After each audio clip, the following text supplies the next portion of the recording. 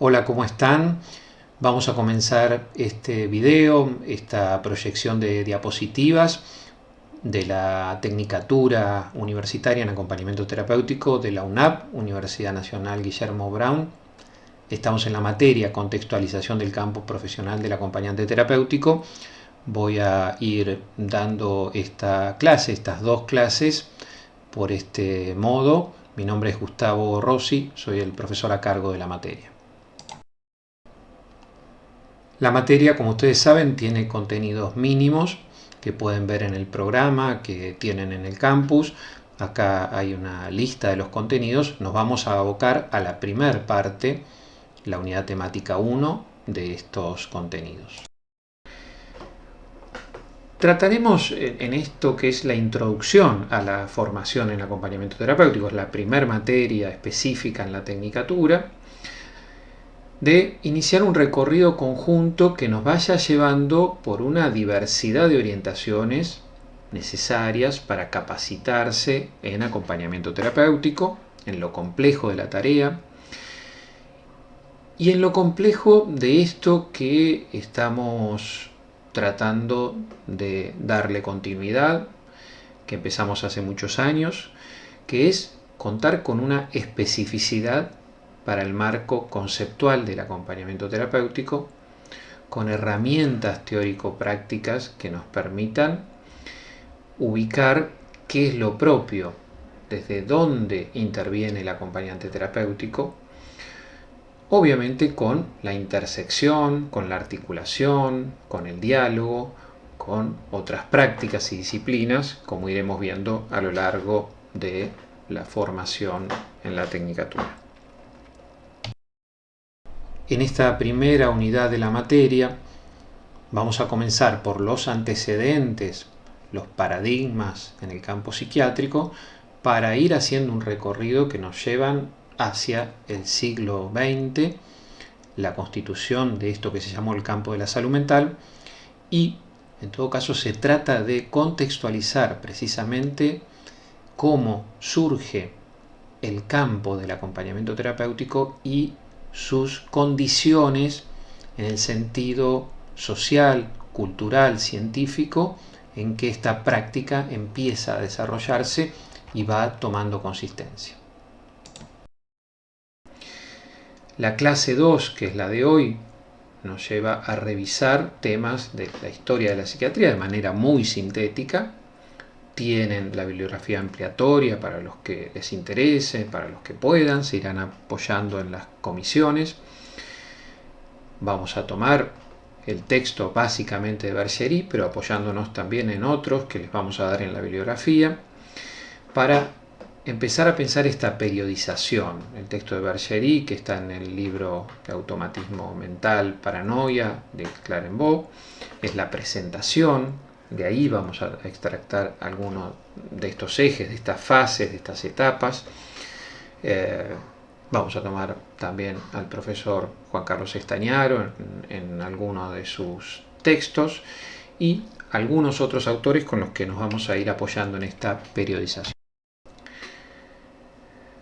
Empecemos trayendo mínimamente algunas ideas respecto a qué es un paradigma. Hablamos de los paradigmas en el desarrollo histórico de la psiquiatría desde 1800 al siglo XX y al siglo XXI. Un paradigma es un conjunto de ideas, un conjunto de conceptos, de nociones que permanecen durante un tiempo determinado, en un determinado contexto histórico también, y el paradigma plantea una serie de problemas y de soluciones a esos problemas, de intentos por lo menos de soluciones, de caminos para solucionar, en campos específicos del conocimiento. Esto lo pueden ver en varios autores, entre otros Norberto Conti.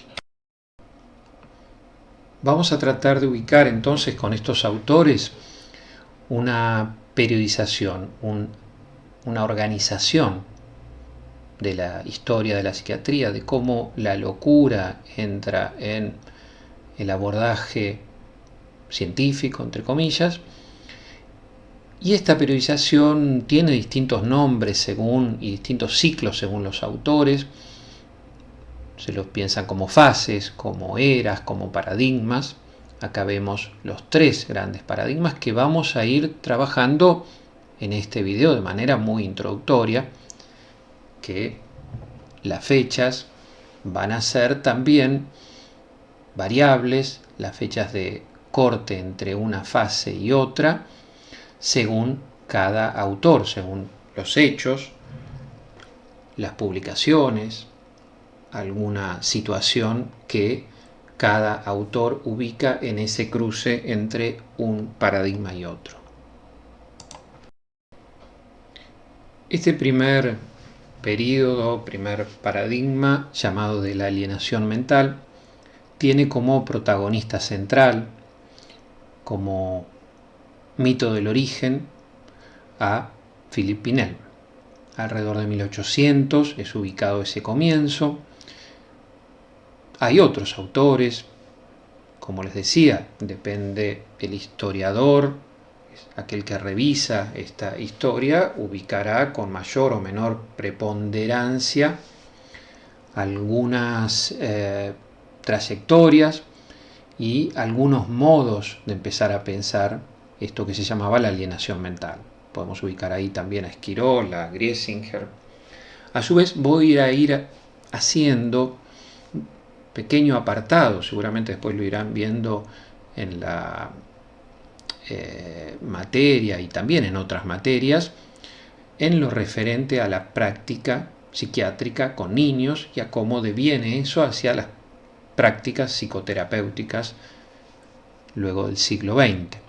Acá podemos ubicar esa etapa donde aparecía esto que eran llamados los niños lobos, niños en estado salvaje que se habían criado, entre comillas, con animales y que empiezan a ser objeto de estudio y empieza la psiquiatría a intentar abordarlos mediante algún tratamiento más bien pedagógico.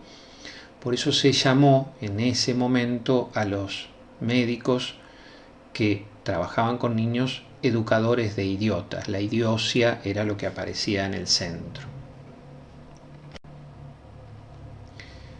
En ese primer paradigma para el adulto, vuelvo, hay una cuestión central que es la relación entre locura e institución.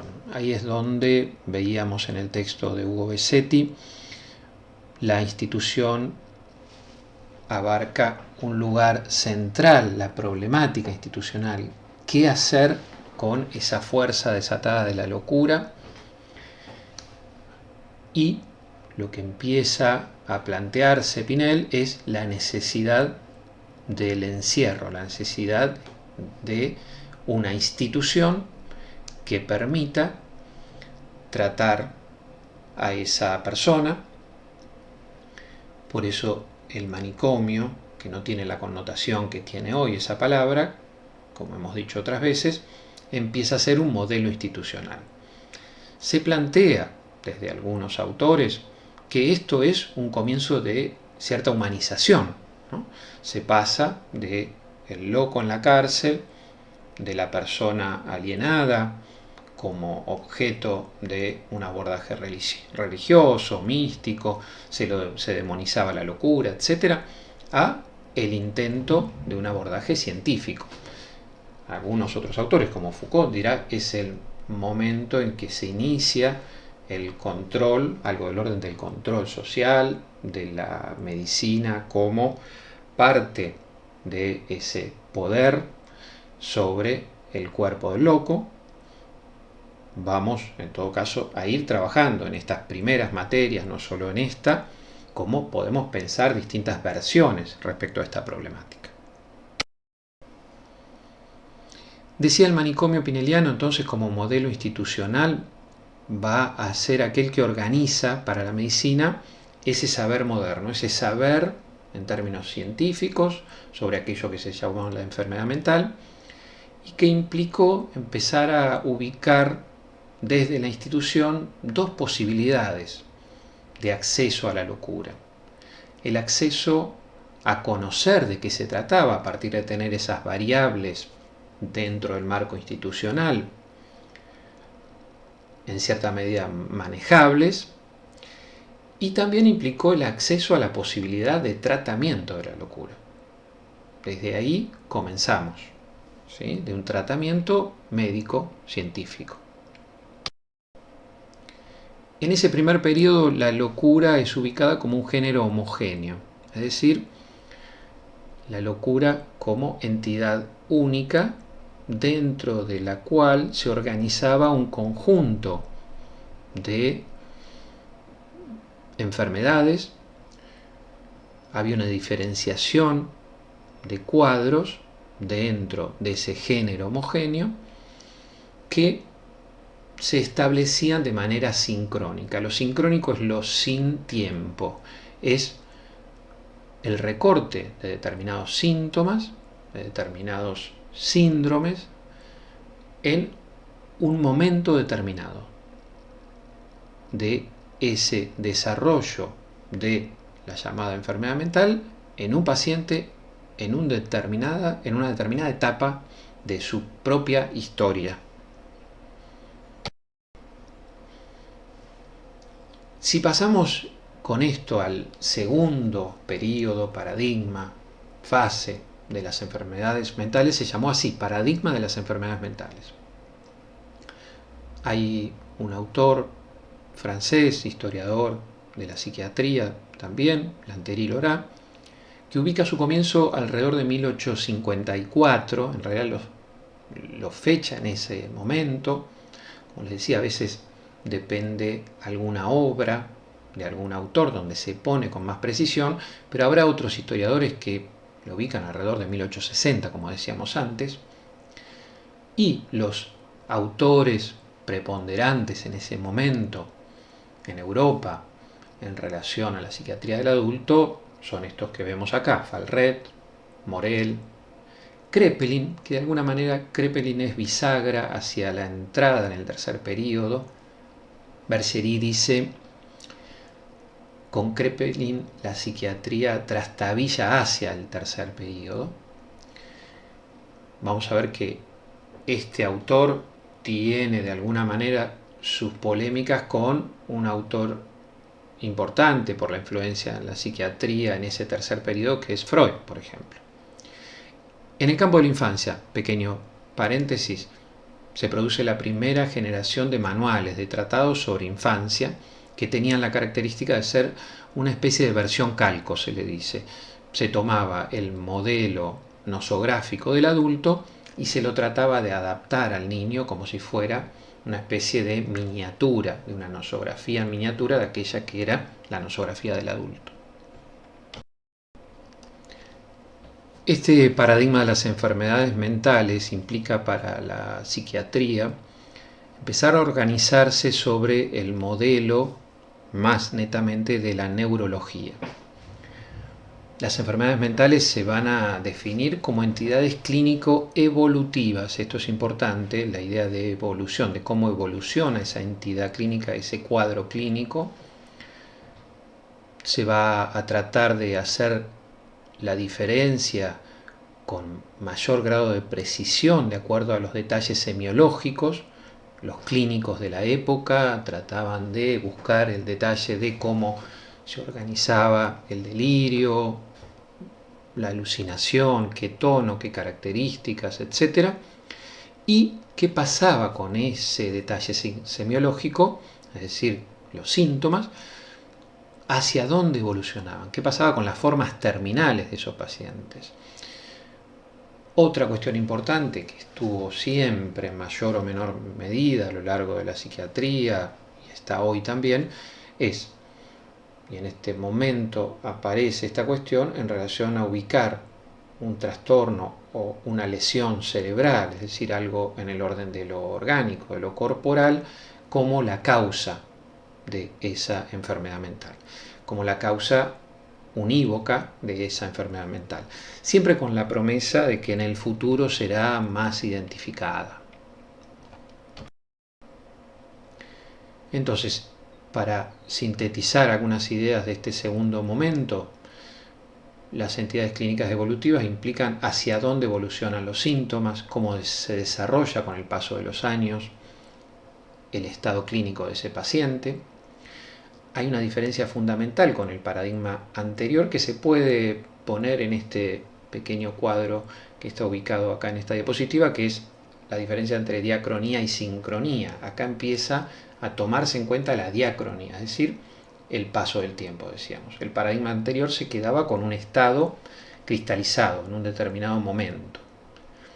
También durante esta etapa hay otros autores que ubican como importante algunos modelos institucionales, dispositivos, modos de abordaje del paciente que implican una progresiva apertura.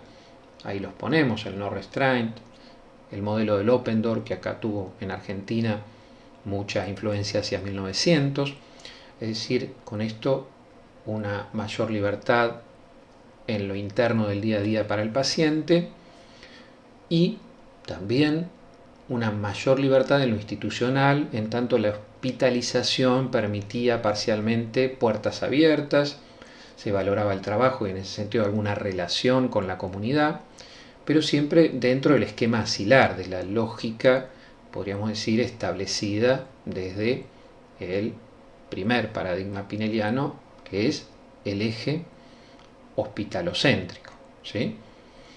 Esto que empieza a pasar con el modelo Open Door es hacia alrededor, cerca, digamos mejor, de 1900. Y ahí nos vamos a ubicar ya en la entrada del tercer periodo o paradigma que se llamó de las grandes estructuras psicopatológicas. El periodo aproximado, 1920, algunos ubican 1926, otros un poquito antes de 1920, 1911, hasta aproximadamente 1977-1980, donde hay, sí, empieza cada vez más a haber cierta crítica epistemológica a la medicina más organicista. En especial podemos ubicar la influencia acá del psicoanálisis. En el apartado que estamos dedicando a clínica de la infancia, acá empieza también a darse una mayor especificidad en el abordaje del niño, en la nosografía sobre la infancia, a ubicarse qué es lo más propio de esa sintomatología, no tanto como calco, y Leo Kanner es un autor central que tiene alguna influencia, este psiquiatra del psicoanálisis americano, y es quien primero describe ese cuadro y le pone el nombre de autismo infantil precoz hacia 1940, aunque estaba trabajando algunos años antes. Se lo llama entonces era psicodinámica según Bergedi o de las grandes estructuras psicopatológicas. Acá tomamos algunas ideas también de Norberto Conti, donde lo central es ubicar que empieza a trabajarse más sobre las nociones de psiquismo, de aparato psíquico, es decir, la organización del psiquismo en relación a la causa de los síntomas. Hay otra forma de abordar la psicopatología, empieza a hablarse de estructuras psicopatológicas, o por lo menos empieza a grandes rasgos a hacerse esta división, que en el psicoanálisis es clásica, entre neurosis y psicosis. Para ir terminando este rápido recorrido y a manera de repaso, tomo el texto que recomendamos de Juan Carlos Estañaro. Ahí está en un parecido notable con el primer texto que empezábamos de Clarenbeau, en la foto, quien a grandes rasgos ubica estos tres paradigmas, tomando a los autores de referencia que hablábamos también, alienación mental, enfermedades mentales, grandes estructuras psicopatológicas, pero lo importante que quiero tomar acá es qué sucede en 1980 a hoy, ¿no? Estañaro postula una crisis paradigmática, o se pregunta si hay una crisis paradigmática en la psiquiatría actual, en esta psiquiatría globalizada, que, tomando también el recorrido que hacíamos anteriormente con Hugo Besetti, con los otros autores, podemos ubicar que pese a que hay un paradigma, podríamos decir, un modelo predominante, que es el del DSM, ¿sí? El Manual de Psiquiatría Americano. Sin embargo, a lo largo del siglo XX, en especial en la segunda mitad del siglo XX, cuando veamos en la próxima clase cómo se constituye este campo de la salud mental, empieza a haber una crítica cada vez mayor de la psiquiatría clásica centrada en el hospital y la psiquiatría que decíamos antes de tono fuertemente biologicista, ¿sí?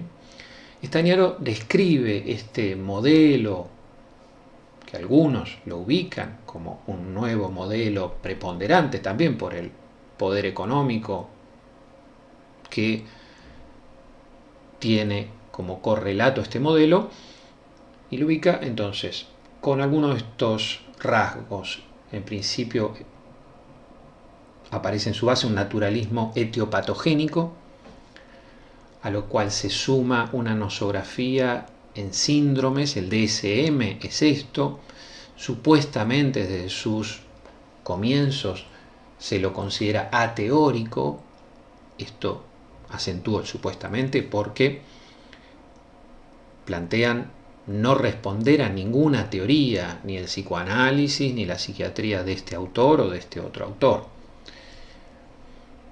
A esto se suma, además de la nosografía, las terapéuticas sintomáticas, es decir, buscan, mediante el psicofármaco, en base a la causa que consideran ubicada en lo corporal de nuevo, siguiendo esta tradición de la psiquiatría, buscan con un psicofármaco atacar, suprimir, de alguna manera reducir lo más que se pueda esos síntomas.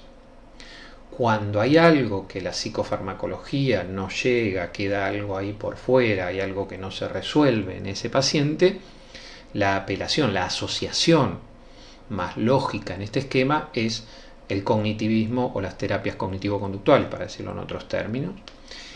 Y por último, este esquema de psiquiatría globalizada cierra con lo que son las instituciones y el gerenciamiento privado de la salud, todas las instituciones que responden a un gerenciamiento privado de la salud y la política institucional que de alguna manera se liga a esto.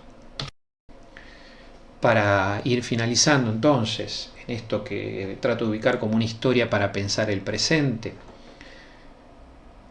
retomamos a Besetti, quien dice que ese viejo paradigma pineliano no ha encontrado otro, se lo pregunta por lo menos, con el mismo nivel de consistencia y de coherencia que lo reemplace hasta llegado el siglo XX. Entonces podemos marcar en esta síntesis que en el siglo XX vamos pasando de los modelos de Open Door, los dispositivos ligados a Open Door en los hospitales psiquiátricos, a un movimiento de apertura, de transformación que vamos a ver en esto que se llama el campo de la salud mental, que implica el cruce de disciplinas del campo psi, los desarrollos psicoanalíticos, pero que, como dice el tango Cambalache, podríamos decir, no hay una Biblia, no hay un único paradigma. Hay distintos modelos, distintas teorías, dependerá de los países, dependerá de los grupos profesionales. Sin embargo, esto que Stagnaro se pregunta como crisis paradigmática, también lo podemos preguntar hoy, si bajo el modelo del DSM, toda la salud mental y la psiquiatría se organiza de la misma manera. Me despido con una poesía de Marisa Wagner, poeta internada en Montes de Oca durante muchos años, que dice así: consejos para visitantes. Si usted hace caso omiso de nuestra sonrisa desdentada, de las contracturas de las babas, encontrará, le juro, un ser humano. Si mira más profundo todavía, verá una historia interrumpida que hasta por ahí es parecida. Si no puede avanzar, si acaso le dan náuseas o mareos, no se vaya. Antes, por lo menos, deje los cigarrillos. Muchas gracias.